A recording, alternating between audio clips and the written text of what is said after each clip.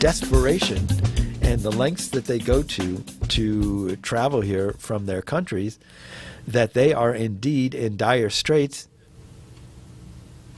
Yeah, they have to go to court. They have to prove it again. They have to convince us. And many of us are just automatically not convinced. We're just, oh, I don't know about that. No. They're just coming here. They're just looking for a free handouts. They just want blah, blah, blah. That's the kind of rhetoric that we're hearing from some people who are tough on immigration. And it's ludicrous. And this is the kind of thing this is what I like to talk about on this show. And it's a point that I think is worth making, and worth making again and again and again, is that most people, the majority of people that you hear commenting on immigration, your friends, your crazy uncle, whoever it is, TV pundits, they don't know really much of anything about the topic.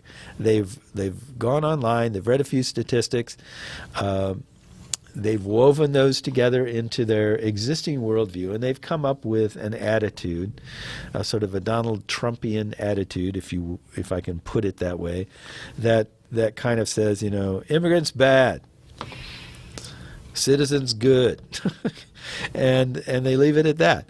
Excuse me. And so a lot of the reality of what's going on, and some of the ridiculous contrasts like this one that we're talking about here, don't even percolate to the surface, because the people don't know about that stuff and they don't see it. Listen to this. This is from The Hill. This is entitled Cruz's Wife, Senator Ted Cruz, who's running for president, Republican, who's Cuban. Actually, he's from Canada. He was born in Canada. On a radio show, she's asked if she's, quote, sleeping with an immigrant. Ooh, that sounds bad. Okay, so Heidi Cruz was asked if she's sleeping with an immigrant in an interview with an Iowa radio station last week. Cruz was speaking with local radio station 1400 AM KVFD when she was asked about the citizenship of her husband, Senator Ted Cruz from Texas, who's running for president.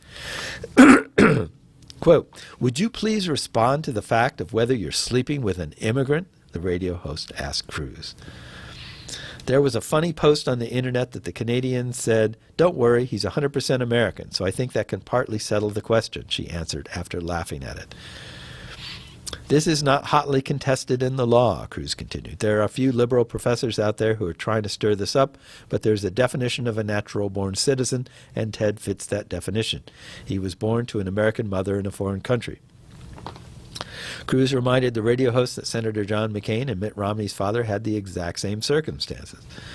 Romney's father ran for president. He was born in Mexico on a ranch in Mexico, Cruz said. McCain was born in Panama and not on the base, not on the American base in Panama. He was born in a hospital in Panama City. He ran for president. GOP frontrunner Donald Trump has repeatedly questioned Ted Cruz's citizenship since he was born in Canada. And actually, if you look this stuff up, there is a reason to wonder if he is a natural-born citizen. But even aside from that, and whether or not he is, and I don't care, because I don't think that should matter. Apparently it does according to something, but I don't think it should. The point being that it is enough of a point, the word immigrant right there is like, ooh, and it's scary, and she has to respond like, no, I'm not. He's an American. He's not an immigrant. I would never do that. That's the unspoken subtext is, I would never sleep with an immigrant, only an American. And it's ridiculous. It's just, it's completely ridiculous. And that's what we're talking about when we talk about a broken immigration system, about inconsistent laws.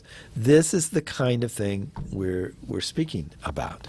This is what comprehensive immigration reform should deal with, should take care of, should resolve some of these questions. They should all be looked at in a sensible immigration policy would look at all these different things and say, okay, well, let's see. We have people coming from Cuba. Yeah, there's not such dire straits anymore. There may have been a time when we could kind of consider them. We were against the communists. There was a communist government there. We wanted to promote democracy, blah, blah, blah. Maybe that policy made sense then, doesn't make sense now. Let's scale that back, repeal it. Let's make them jump through the same hoops we make everybody else go through. Immigrants from Central America, okay, there's a big problem there. These guys are refugees primarily. Okay, let's make things easier for them. Let's scale back some of the requirements, some of the hoops that they have to jump through, make it easier for them to apply for refugee status. Take another look at people coming from Mexico. Some people there's a lot of gang problems and drug stuff going on. Let's give them, some of those people from certain areas or certain things, the benefit of the doubt. Just balance this stuff out and make some kind of a sensible real-world adjustment. Like they're talking about doing that, or when they were doing comprehensive immigration reform, they were talking about doing that for like visas for high-tech workers and things like that. They were saying, okay, well, sometimes we need more workers than others, so sometimes we need to expand the number of visas for this kind of work, sometimes not. Same thing with agricultural workers. They wanted some sort of flexible system that would expand when it was necessary, contract when it was necessary, let more people in sometimes, less people in others. All this stuff could be done if the conversation were sensible and sane, and everyone were speaking with good intentions and were reasonable about it. If they were not misusing it as a political ploy, that's what would happen. That's what we would do. We just sit down and go, okay, let's figure this out. We've got all these different problems going on. Let's figure out what it is. Come up with a solution. We'll put that into place, and then we'll move on to the next problem, and we'll just deal with stuff. But instead, we don't have that kind of thing. So, for example, here's from Media Matters for America, entitled WAPO Editorial Board Calls Out Republicans' Fact-Free Rhetoric on Immigration. I just read you part of that. The Washington Post editorial board called out Republican presidential candidates' anti-immigrant rancor and outright nativism that falsely gives rise to the impression that illegal immigration has soared to unprecedented levels, when in reality recent studies show that illegal immigration is now at its lowest level since 2003. Right-wing media have emboldened Republican presidential candidates' use of alarmist rhetoric and disparaging terms to describe immigrants, have pressured them into taking hardline anti-immigrant policy stances, and defended the candidates who have been criticized for adopting extreme positions. In a January 24th editorial, which we read earlier, the Washington Post editorial board wrote that Republican rhetoric on immigration has not caught up with data showing that the percentage of undocumented immigrants in the U.S. is at its lowest point since the turn of the century. The board pointed to two recent reports from the Pew Research Center and Center for Migration Studies showing declining immigration rates, and called on Republicans to grapple with that reality. And there you have, basically, the reason why there is a problem. I mean, there's a problem with immigration because there are so many people who want to come here at various times for various reasons. There are Syrian refugees who would really like to come here because they're desperate and they're flooding Europe, and Europe is struggling to deal with the problem. And we could help that a lot by letting some of these people come here. But we have pushback. Sounds like a South African term. Yeah, the pushback. No, we have pushback from people who have made it their mission in life, if you can call it that, to fight against immigration, to turn inwards and look to the past as a guide for how the future ought to be, even though it's a changing world. basically. There's a large number of people who are looking backwards and saying, I like the way things were back in the 1950s. I would like to go back to those days. And immigration and anti-Muslim activities and all that sort of thing are examples of that kind of thinking, which is part of a larger package of thinking that's going on presently in this country. Okay, so you may be aware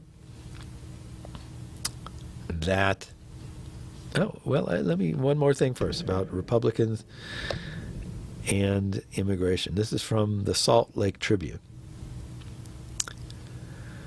And it says Republicans see gain in anti-immigration stance. Oh. So this isn't just a bunch of people who happen to think the same way. There's method to this madness. Let's see what they have to say. 3 years ago, high-level Republicans declared that after losing the popular vote in 5 of the past 6 elections, the party needed to appeal more to Hispanics to win the presidency. Immigration was a threshold issue. Hispanics are the fastest-growing slice of the electorate. The 2012 Republican nominee, Mitt Romney, took an anti-immigration stance and only got 27% of that vote. It hadn't always been so. George W. Bush won almost 40% of the Hispanic vote in 2004. And 20 years earlier, by some estimates, Ronald Reagan did even better. Today, however, this notion has been turned upside down. Donald Trump has soared to the top of the Republican presidential field with an immigration-bashing pitch. The billionaire businessman has set the agenda for other aspirants. Ted Cruz has hardened his anti-reform position. Marco Rubio and Chris Christie have reversed course to adopt tougher on immigration stances, and John Kasich has fudged. More Republican politicians, along with some conservative commentators and strategists, now say Trump's hard line is good politics because it taps into deep cultural, economic, and security fears. There is plenty of demagoguery and racism to this appeal, yet it is also being made by more thoughtful conservatives, such as Ryan Salin, a top editor of the anti-Trump National Review. Bloomberg View columnist Ramesh Ponnuru wrote recently that immigration, much like abortion decades ago, is becoming a defining test for Republicans with national aspirations. Some of these advocates want to limit immigration to high-skilled workers who are in demand and keep the less skilled who they believe become a drag on society. Most Democrats and Hispanics say that approach is a non-starter. These Republicans claim that public opinion is moving their way, driven by economic frustration and new threats of terrorism. They note that Hispanics account for more than 5% of eligible voters in only 3 of the 10 national swing states, Colorado, Nevada, and Florida. Whatever losses the party sustains among Hispanics and Asian Americans, also turned off by anti-immigration rhetoric, will be more than offset, they believe, by energizing of alienated white voters. Nothing racist about that thinking, right? Yet the white vote as a percentage of the total has been in steady decline from 86% in 1984 to 72% in 2012. Excuse me. Romney won 59% of the white vote and still lost the election by 4 points. That means the Republican challenge will be to increase the overall percentage of the white vote, countering demographic trends as well as their share of it. This is a risky strategy, says Rui Teixeira, who studies demographic voting patterns at the Liberal Center for American Progress. He noted that most of the anticipated increases in eligible non-white voters wouldn't be produced by immigration, but by the greater proportion of younger voters in these groups. Developments in several swing states underscore his point. In Colorado, Hispanics will be about 16% of eligible voters this year, twice as large a segment as 2 decades ago. By 2030, that will rise to 23%. In Virginia, where in 1980 there weren't enough Hispanic or Asian American voters to even measure, the state's electorate this year will be about 5% Hispanic and almost 7% Asian. Fast forward to 2030, and these 2 groups will make up about 18% of the Virginia electorate, while black voters will account for about 20%. Excuse me. Very dry in here. Or consider the experience of California from 1952 to 1988. Republicans carried the state in 9 of 10 presidential elections, held the governorship in the majority of those years, and were competitive in congressional contests. In 1994, Governor Pete Wilson won re-election by embracing crackdowns on benefits for immigrants.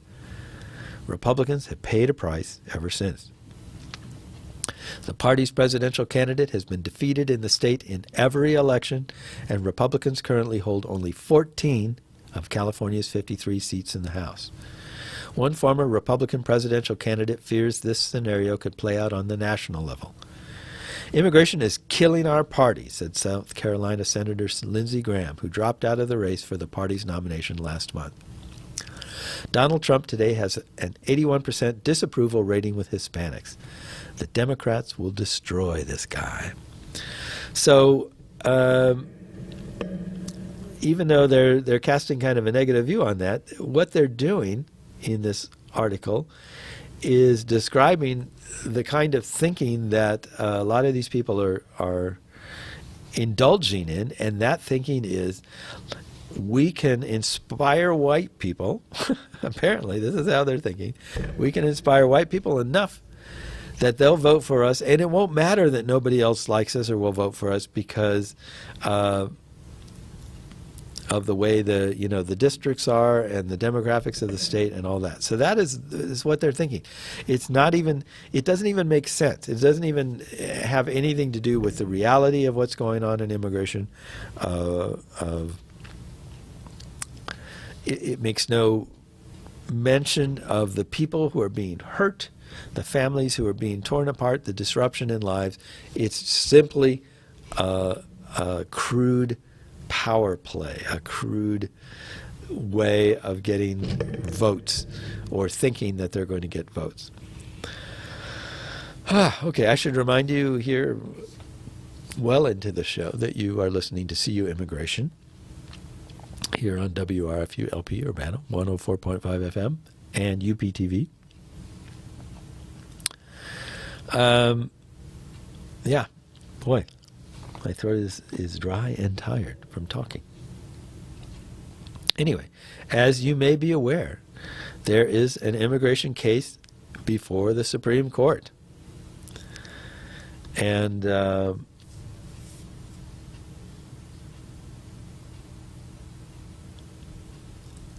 we need to, I'm sorry, I'm blah, blah, blah. I'm trying to read and talk at the same time. Okay, so this is from the Times-Union describing the case, and this will help us get a sense of what it is all about. Court to rule on immigration policy. The contentious debate over whether President Barack Obama has the authority to defer the deportation of millions of people living in the country illegally and then to grant some of them temporary permission to work will finally get a hearing before the U.S. Supreme Court. Last year, a district court judge in Texas issued an injunction halting the president's Deferred Action for Parents of Americans and Lawful Permanent Residence program, as well as his expansion of the Deferred Action for Childhood Arrivals program, in response to a legal challenge by 26 states. Those initiatives would make more than 4 million people brought here as children, or whose children are in the country legally, eligible for 3-year renewable reprieves. Now the High Court says it will determine whether the injunction halting them was proper. The lower court ruling struck us at the time as more about politics than jurisprudence. Federal laws and court precedent clearly grant the administration broad leeway to use prosecutorial discretion in enforcing immigration codes.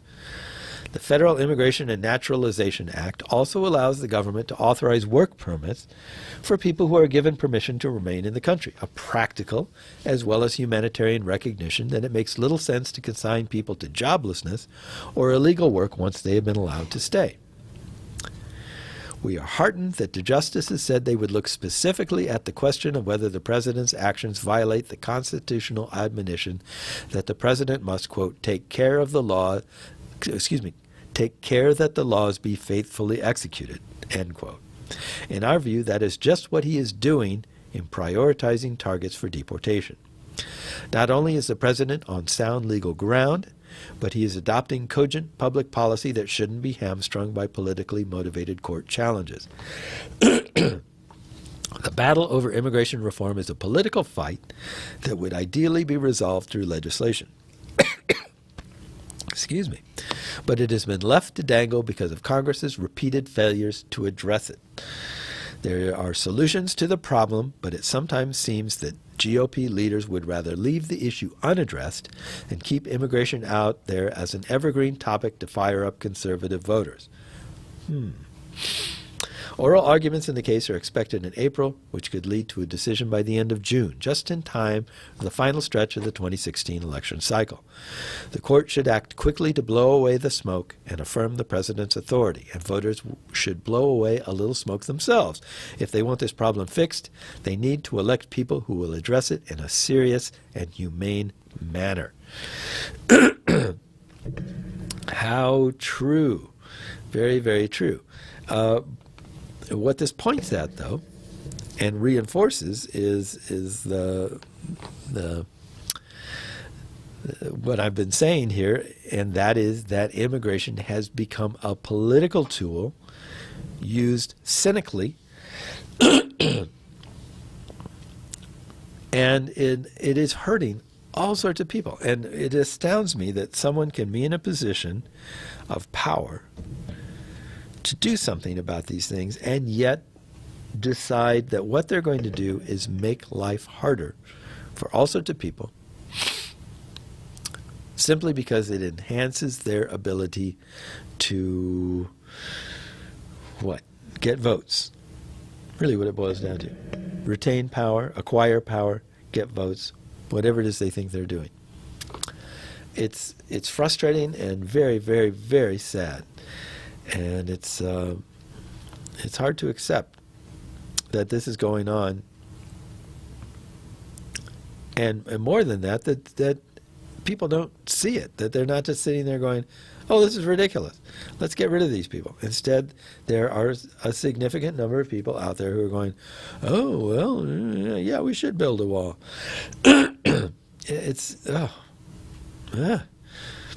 Sometimes I get very frustrated when I read this stuff. All right. I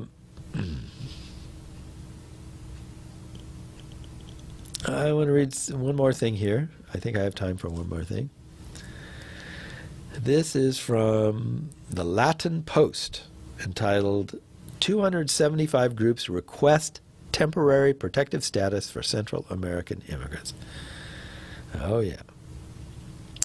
The calls for the Obama administration to stop its deportation raids campaign continues to grow as more than 270 organizations came together urging temporary protective status for Central American immigrants.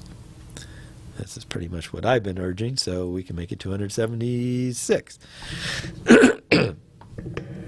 I will add this show to the number of organizations. On Monday, the 275 organizations, ranging from civil rights, faith-based, labor rights, humanitarian, and legal-based groups, requested U.S. Department of Homeland Security Secretary Jay Johnson, with consultation from Secretary of State John Kerry, to give Guatemalan, Honduran, and Salvadorian immigrants currently in the U.S. with TPS as a result of the growing violence in their native countries. Citing Section 244 of the Immigration and Nationality Act, or the INA, the 275 groups acknowledged that El Salvador and Honduras are already categorized for TPS, but only for environmental disasters.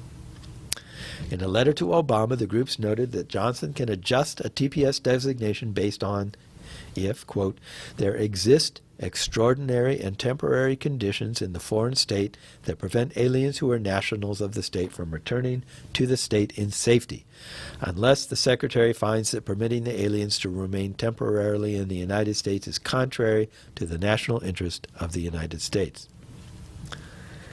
The groups believe El Salvador, Guatemala, and Honduras fit the aforementioned requirements of INA Section 244B1C. Yeah. Look that one up. I don't have it in front of me. Although the Obama administration recently made adjustments to its refugee processing policies, the belief is more has to be done. Ow. The groups, however, said the administration's latest refugee policy is an explicit acknowledgement of the Central American countries' worsening conditions. Designation of a country for TPS should be premised on whether country conditions meet the statutory requirements set by Congress and must not be impacted by unfounded fears of increased refugees arriving at our nation's borders. TPS eligibility is strictly limited to individuals who are physically present in the United States prior to designation, the letter read, signed by groups such as the Detention Watch Network, Fair Immigration Reform Movement, Immigrant Legal Resource Center, Mi Familia Vota, National Council of La Raza, National Immigration Justice Center, United We Dream, and We Belong Together. As Latin Post reported, Johnson defended the deportation campaign, which occurred shortly after New Year's Day, and said additional raids may occur under his discretion. Johnson said the raids focused on families or individuals apprehended for illegally crossing the southern U.S. border after May 1, 2014, were issued final orders of removal by an immigration court, exhausted appropriate legal remedies, and have no outstanding appeal or claim for asylum or other humanitarian relief under current U.S. laws. Johnson disclosed 121 individuals were taken into custody and were in the process to be deported. Most of the detainees were residing in Georgia, North Carolina, and Texas. Lawmakers from the House of Representatives and Senate have also respectively written letters to Obama to halt the deportation raids. Okay, so I'm going to have to wrap this up here. But I think we've made the point successfully, and that is that the immigrants from these areas, Central America, who are coming here, particularly the children and families, deserve a special status. They certainly deserve it every bit as much as the Cuban undocumented Cuban refugees, if you want to call them that, who come here, who have special status, and I would argue far, far more than those people do. But whether or no, they certainly deserve it as much. And it is just criminal to treat them as we do. And it is a byproduct, as we have also argued in this show, of politics and of immigration being used as a political tool to extract votes, to increase fear and sort of a tribal mentality in people living in this country, and arouse sort of nativists attitudes of like, well, this is our country and you should go away. That kind of thing, it's ridiculous, and it needs to be stopped in any way that we can do so. We, CU Immigration Forum, are working on these problems as we speak, but you can work on them as well. You can join CU Immigration. We meet at the University YMCA on the second Tuesday of every month at 5 p.m. You're welcome to just stop in and join us. And if you don't have time for that sort of thing, that kind of activism, I encourage you to vote and make immigration one of the issues that helps you decide who your candidate should be. Figure out who is sensible and sane and willing to work on this problem. Vote for them and get the people who are using this as a cynical tool for power or demagoguery, get them out.